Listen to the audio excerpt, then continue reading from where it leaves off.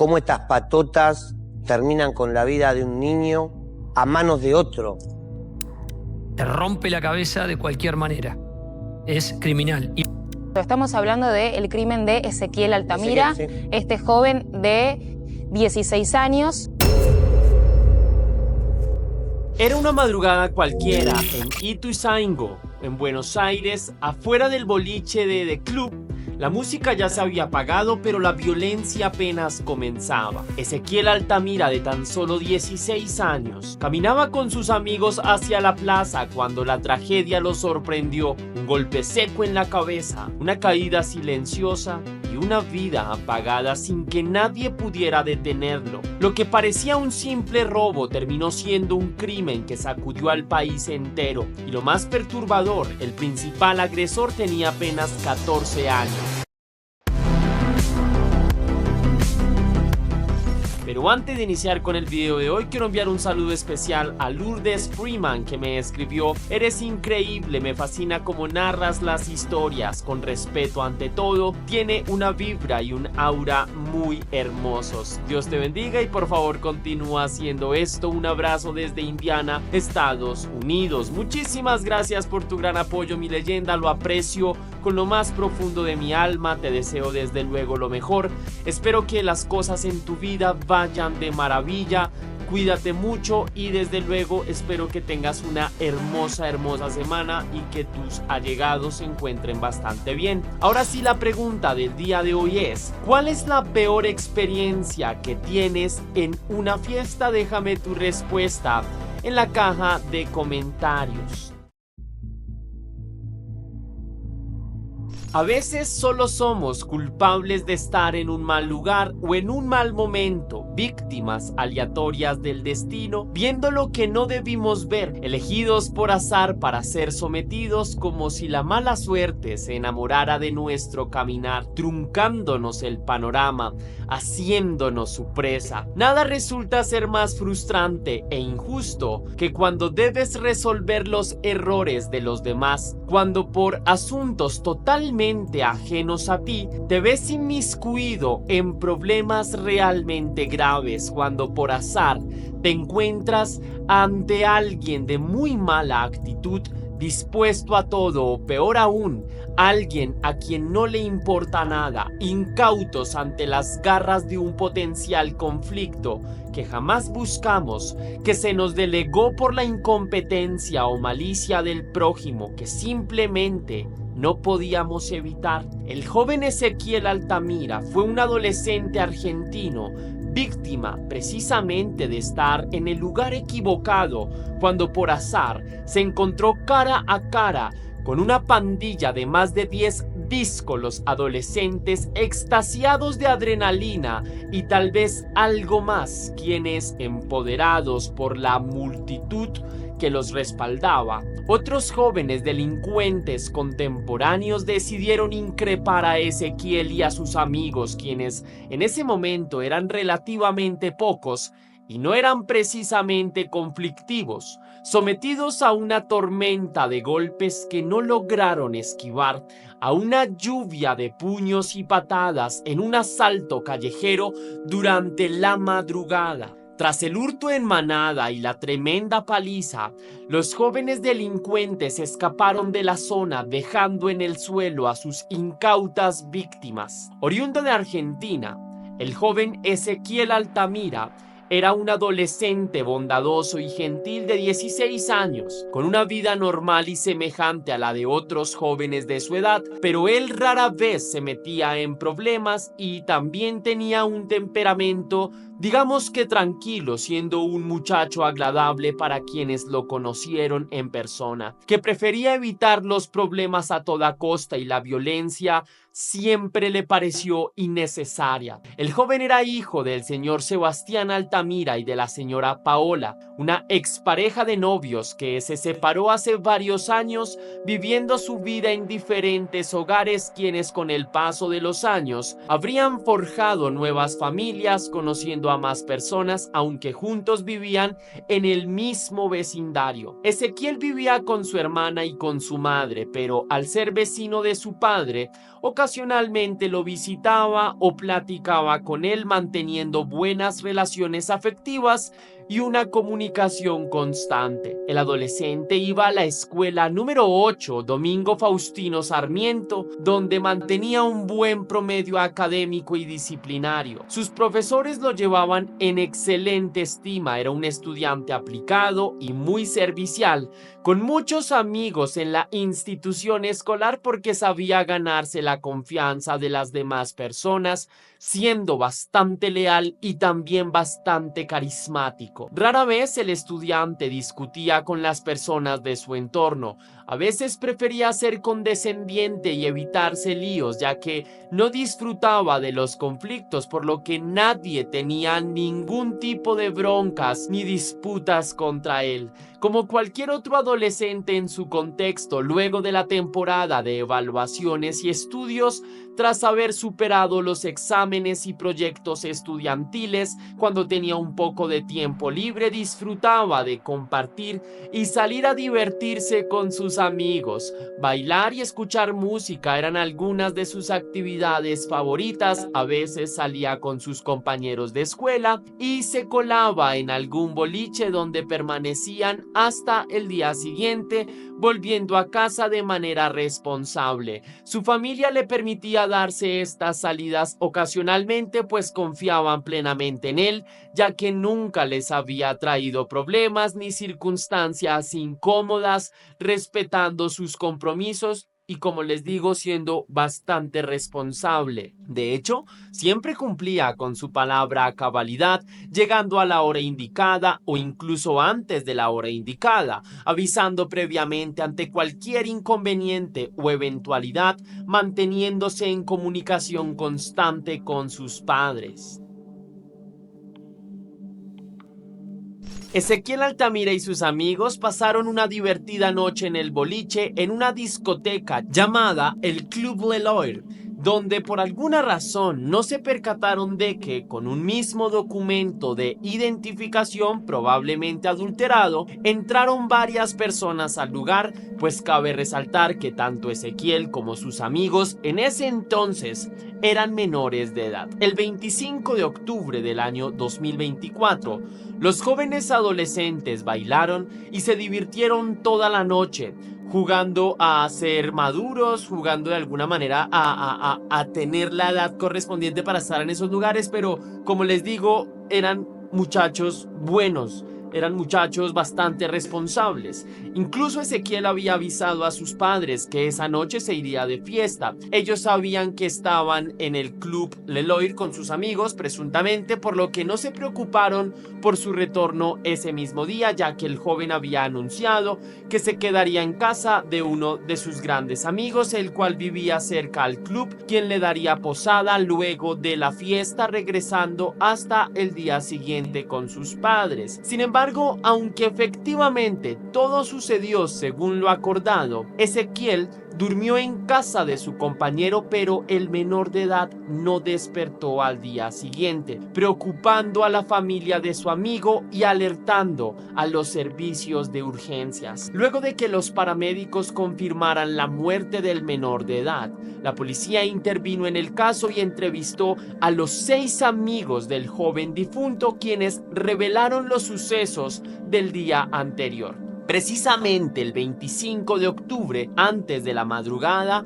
cuando compartieron una noche tranquila en el boliche, confesando que se habían colado con documentación falsa y que habían tenido una riña. El 26 de octubre, en horas de la madrugada, los menores de edad aún estaban en la discoteca, pero se marcharon caminando a unas casas del lugar hacia la plaza, pues el establecimiento no permitía que ningún vehículo de transporte público, ni taxi, ni Uber, ni particular, se acercara a las puertas del lugar en la madrugada, por lo que los chicos caminaron hacia un punto lejano para esperar su respectivo transporte, un servicio de Uber que habían solicitado aproximadamente a una cuadra del establecimiento. Fue entonces como poco a poco los jóvenes se vieron rodeados por casi 13 contemporáneos que los maldecían y retaban a pelear arrojándoles basura, gritándoles improperios,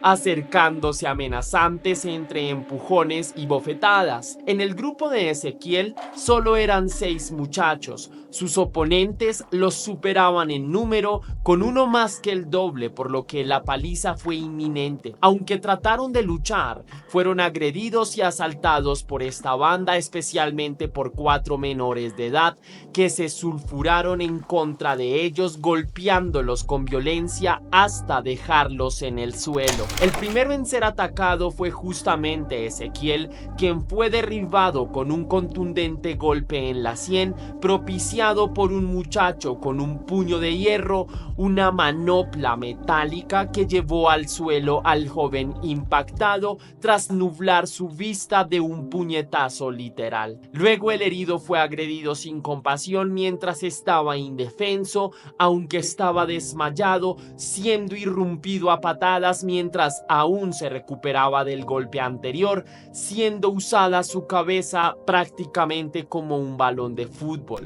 Tras el ataque, los agresores hurtaron los celulares de Ezequiel y también de sus amigos mientras se retorcían de dolor en el suelo. Asimismo, robaron el dinero en efectivo y tal vez algunos otros objetos de valor. Luego salieron huyendo en diferentes direcciones, demostrando que todo fue un ataque sincronizado, que ya conocían el lugar y que probablemente no era la primera vez que perpetraban un crimen semejante. Los encararon y les dijeron: párense de manos. Los corrieron para pegarles. El menor de 14 lo agarró a Ezequiel, lo golpeó en la nuca desde atrás y después lo pateó cuando ya está en el piso y le sustrajo el celular. Detalla el informe del abogado. El estudiante Ezequiel Altamira logró ponerse de pie luego de un rato. Asimismo, sus amigos afligidos, quienes tantearon sus heridas, descubrieron nuevas cicatrices, algunos moretones y raspaduras.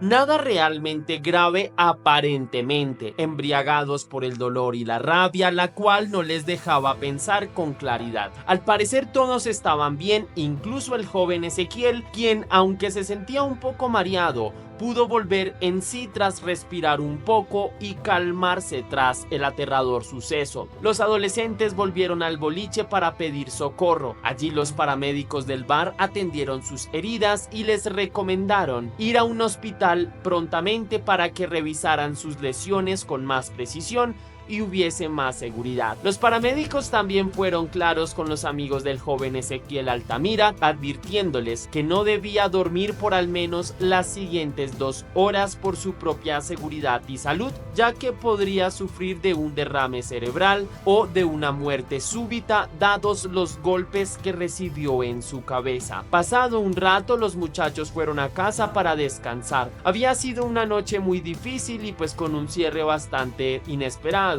pero el joven Ezequiel tenía la posada reservada en casa de su amigo desde momentos antes cuando organizaron su salida. Efectivamente, respetando las indicaciones médicas, los jóvenes esperaron 2 horas antes de ir a descansar, aunque había sido una jornada agotadora y se sentían cansados, débiles, por lo que luego de cubrir superficialmente sus lesiones, los muchachos fueron a dormir.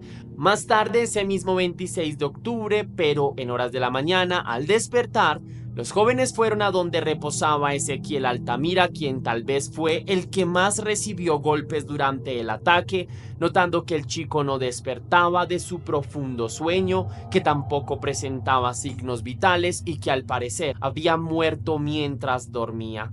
Los paramédicos en el hospital confirmaron lo evidente que el menor de edad había dejado este mundo mientras reposaba en los brazos de Morfeo durante la noche debido a un golpe contundente en la sien de su cabeza, un golpe tan fuerte que le habría roto el cráneo en la región parietal, causándole una hemorragia interna, la cual lentamente lo mató entre jaquecas. Según los análisis de los médicos en la morgue, la hemorragia encefálica había generado un coágulo que constriñó su cabeza, aplastando su cerebro y causándole la muerte, probablemente tras el golpe con la manopla o por las patadas directas en su cabeza, las cuales recibió al caer cuando ya estaba en el suelo herido. Eso le generó una hemorragia con coágulos que le comprometieron todo el cerebro y que lo condujeron a la muerte, se detalla en el informe forense. La previa no hubo discusión anterior, nada. Ellos salieron del boliche y se fueron a la plaza a esperar el remis. Y esta gente aparentemente se dedica a eso, o sea, ya tiene como costumbre ir a abordar y a patotear a los que salen del boliche en la plaza. Y yo necesito justicia primero, en principal, y lo que quiero pedir, pero lo quiero pedir de corazón, y todos somos papás, y yo perdí a mi hijo. Los amigos de mi hijo, los testigos, tienen miedo, están asustados y no quieren que lo filmen o que lo sigan, que muestren sus caras, porque tienen miedo, como pienso, ¿no? Cuidan a los menores delincuentes, también me gustaría que cuiden a los menores sanos, buenos, lindos para la sociedad. La policía rastreó las cámaras de seguridad locales y también las de los inferiores de la discoteca donde comparecieron los jóvenes, el Club Leloir, constatando las versiones brindadas por los amigos menores de edad del joven Ezequiel, quienes contaron que tras el atraco vieron a los asaltantes huir en diferentes direcciones, cada uno por una calle diferente, demostrando que no era la primera vez que hacían algo similar, pues su mala reputación los precedía en la zona. El seguimiento de los detectives, tras analizar minuciosamente los registros de seguridad obtenidos, pudo demostrar que varios de los integrantes de la banda de adolescentes entraron a un domicilio local, el cual fue allanado, y de allí se lograron identificar a los 4 perpetradores del ataque, quienes directamente atacaron a Ezequiel y a sus amigos, quitándole la vida al menor de edad sin motivo alguno. Los acusados eran también hombres jóvenes menores de edad, por lo que sus identidades no fueron reveladas del todo ante la prensa, cuidando su seguridad, siendo simplemente reconocidos como alias Toto Pedroso, un joven de 17 años, el joven Maidana de 19 años y su hermano menor de 14 años, quien sería directamente el asesino junto a otro adolescente de apenas 15 años. El más pequeño de esta pandilla, el asesino de 14 años, fue quien golpeó con fuerza la sien de Ezequiel, quitándole la vida horas después. Sin embargo, dada su condición de menor de edad, básicamente era considerado inimputable por la ley argentina, la cual no permite que alguien tan lozano pueda ser condenado. La impunidad causó escozor y molestias en la comunidad general, quienes exigían justicia y querían ver a los jóvenes tras las rejas, castigados por su crimen, pero sus condiciones de ciudadanos especiales, al ser menores de edad, dificultaban mucho el ejercer contra ellos una condena ejemplar, por lo que la población argentina y la familia del joven difunto manifestaron su inconformidad públicamente, denunciando en redes sociales y ante medios de comunicación su inconformidad. Se organizaron marchas como homenaje a su pariente asesinado, exigiendo al Estado justicia e insistiendo por la memoria de su hijo ausente, señalando la negligencia del gobierno y el desinterés de la policía. Por otro lado, la discoteca donde estuvieron los jóvenes antes Antes del ataque, el Club Leloir previamente tenía denuncias de altercados y momentos difíciles dentro de sus instalaciones. Además, no era la primera vez que allí entraban menores de edad, según varios informes, por lo que nuevamente fue denunciada por arbitrariedades en su administración. En la zona se sabía voces que habían bandas de adolescentes asaltantes desde hace tiempo, incluso habían rumores de cierta complicidad con los bares locales de la zona. En particular, el Club Leloir había sido clausurado varias veces por la ley, pero sus administradores hábilmente habían cambiado de nombre para sus múltiples reaperturas, burlando los protocolos y las normas legales. Una de las quejas más impactantes contra el infame lugar fue emitida años atrás por un joven y su amigo, quienes habrían ido para tomarse algunos tragos y compartir, pero fueron acusados de hurto de un dispositivo celular, siendo llevados por la fuerza hacia un lugar apartado, donde los guardias del lugar los sometieron, obligándolos a quitarse la ropa, siendo golpeados y retenidos por varias horas, acusados de ser ladrones, de ser malas personas, pues presuntamente se habían hurtado un teléfono durante la fiesta. Posteriormente, los jóvenes fueron liberados al no tener pruebas contra ellos. Al parecer, se habían confundido porque uno de ellos vestía similar al verdadero ladrón. Sin embargo, no obtuvieron ni siquiera una disculpa formal. Los afligidos denunciaron el lugar ante la policía, pero la ley simplemente ignoró esta queja, pues el espacio ya estaba saturado de lamentaciones y reclamos. Otro más no sería problema para ellos, tan acostumbrados a la indiferencia. La justicia posteriormente logró imputar de cargos a los jóvenes de 17 y de 19 años, acusados de hurto y homicidio, retenidos por 180 días con la posibilidad de prórroga a otros 180 días, mientras que los otros dos menores de edad de 14 y 15 años fueron dejados en libertad por el mérito de su juventud, incluyendo al directo asesino. Debido a los cargos por homicidio en ocasión de robo, los acusados mayores pueden recibir una pena de 10 a 25 años de prisión, según el artículo 165 del Código Penal, aunque el presunto autor de la golpiza no iría a la cárcel por ser inimputable. Antes de irme, quisiera extender comentarios sobre el caso de hoy, como es habitual en este canal, por si de casualidad me descubres con este caso. Lo primero que quiero decir es lo evidente, es una tristeza, es una tragedia completa. Me conmuevo con familiares y allegados de Ezequiel, quienes creo yo que han sido ellos, pero bueno, pues no tengo manera de corroborar, pero me han contactado directamente en redes sociales para que hable de este caso, que me parece que ameritaba un poco reflexionar sobre este caso, hacerlo visible y nuevamente levantar esa voz de justicia, porque estos ya son comentarios 100% personales, pero me parece que un menor de edad de 14 años ya está en capacidad de discernir qué está bien y qué está mal. Seguir pensando que las personas de 14 años de edad son como tábulas rasa que no saben identificar realmente sobre sus acciones, me parece que es un vacío legal que muchos países, no únicamente Argentina, tienen. Por tanto, es de alguna forma un sentimiento de inconformidad que puedo entender a los familiares, de decir, hombre, le quitan la vida a mi hijo, a mi hermano, a mi amigo, de una manera tan cruel, y seguramente por motivos tan vagos, no sé qué pudo haber sido lo que desató esta riña, pero supongamos que fuera por quitarles un celular. No le veo ningún sentido tener que siquiera agredirlos. Es decir, no justifico ningún tipo de hurto, pero si el objetivo era quitarles el celular o las cosas, pues quítenselas, pero no tienen por qué atacarlos. Es tan sencillo como eso. Entonces también creo yo que aquí está empezando a funcionar una cultura innecesaria de lo que consideramos hombría y lo que consideramos valentía, ¿no? Entonces, claro, estamos 15 personas y nos sentimos súper valientes de atacar a 6. Y ¡guau! Somos súper hombres, súper masculinos. Pero en el fondo eso es una actitud de cobardía. Una cobardía ahí toda disfrazada. Y también siento que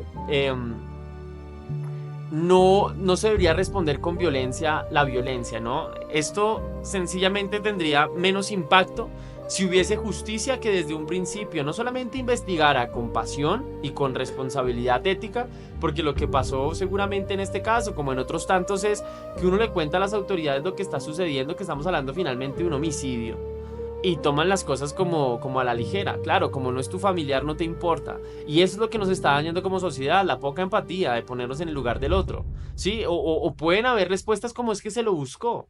¿Se lo buscó? ¿Perdón? ¿Cómo alguien se puede buscar un homicidio? Es triste, o sea, realmente me pongo en el lugar de los hechos y en el lugar de Ezequiel y me parece bastante triste. Me parece que la justicia dejó un sinsabor amargo, de esos que uno queda todavía con la necesidad de que algo más suceda, pero bueno. Es decir, lo único que quiero es enviarles un abrazo muy muy fuerte y exigir nuevamente justicia por este caso, por Ezequiel, y que su memoria nos acompañe para siempre, y espero que esté en un mejor lugar.